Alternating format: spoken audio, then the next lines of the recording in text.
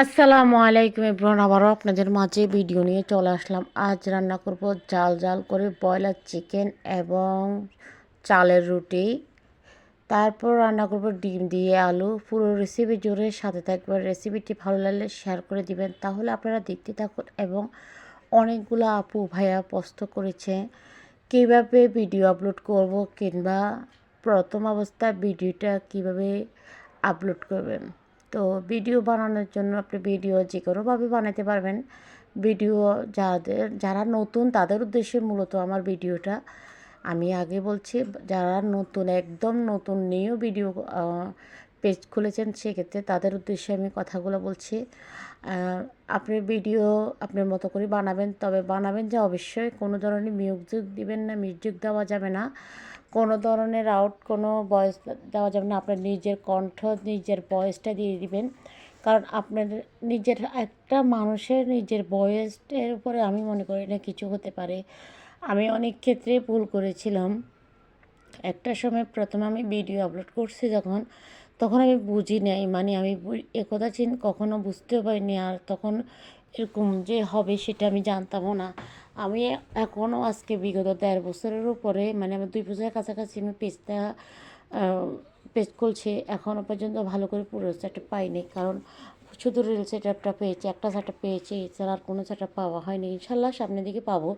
তবে ফেসবুক প্ল্যাটফর্মের প্রথমে তো আপনার 3টা গুণ থাকতে হবে: ধৈর্য, নিজের ভয়েস।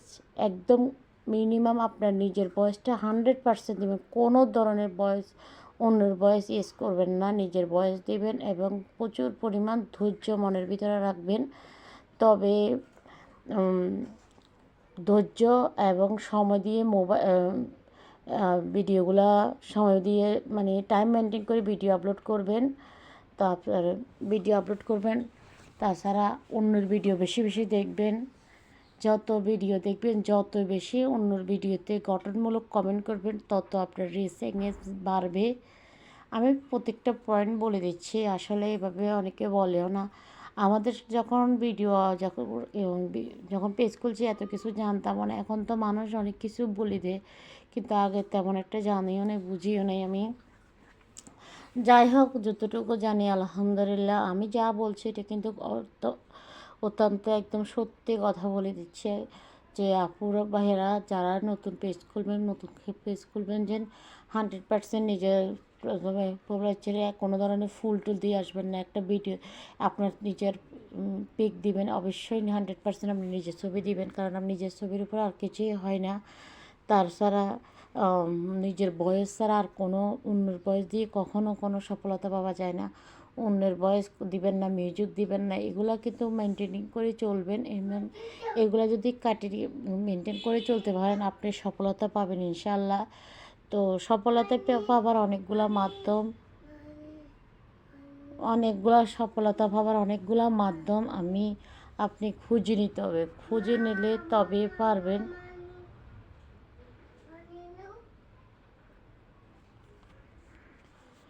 তো দেখতে দেখতে আমার ভিডিওটা শেষ হয়ে যাচ্ছে।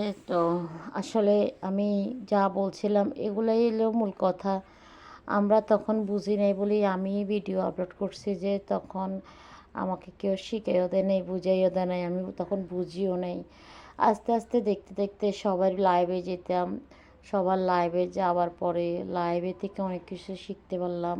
তারপরে অন্যের ভিডিও বেশি বেশি দেখতাম, সেক্ষেত্রে অনেক কিছু জানতে পারলাম, শিখতে পারলাম। এখন তো অনেক কিছুই জানি। অনেকে ভাবেন যে লাইভে আসেই যেন অনেক কথা মানুষ একটা প্রশ্নই মানে বলবে, সেই কথাটা নিয়ে বসে থাকে। আমরা তো যেটা প্রশ্ন করে সেটাই বলে দিই। কারণ আমি চিন্তা করি যে আমি যেরকম সফলতা পাবার একটা আশা করি, আপনিও সেরকম করেন, এটাই বাস্তব। তো যাদের ঘরে বাচ্চা আছে তাদের ঘরে তো কথা নেই। আমার ঘরে ছোট বাচ্চা আছে, একটু বয়স দিতে আসলেও প্রচুর পরিমাণ সমস্যা হয়। ও আওয়াজ করে এদিক থেকে সেদিক থেকে, মামা করে ডাক দেয়, কী আর করা। তারপরে চেষ্টা করে যাচ্ছি যেন একটু ফেসবুক প্ল্যাটফর্মে যখন চলে আসলাম, অবশ্যই যেন আমরা সবাই দোয়া ভালোবাসা নিয়ে, যেন আপনাদের সকলের দোয়া ভালোবাসা নিয়ে যেন সফলতা পেয়ে, এই আশায় আছে, সবসময় এই আশা করে থাকি। তো এই আর কি, বাচ্চারা থাকলে একটু সমস্যা, এই আর কি। আর কখনো লাইভে বিশেষ করে লাইভে আসলে কখনো বাচ্চাদের কান্নার ভয়েসটা দিবেন না। এগুলো একটু মেনটেন করবেন, মেনটেন করলে হয়ে যায়। আর আপনার 500-র পরে তো লাইভ করাই যায়। 500 যখন ফলোয়ার হয়ে যায় তখন 500-র পরে লাইভ করা যায়। তারপর 1000 1500 হলে মনে হয় সেট আপেও দিয়ে দেয় ফেসবুক মামা।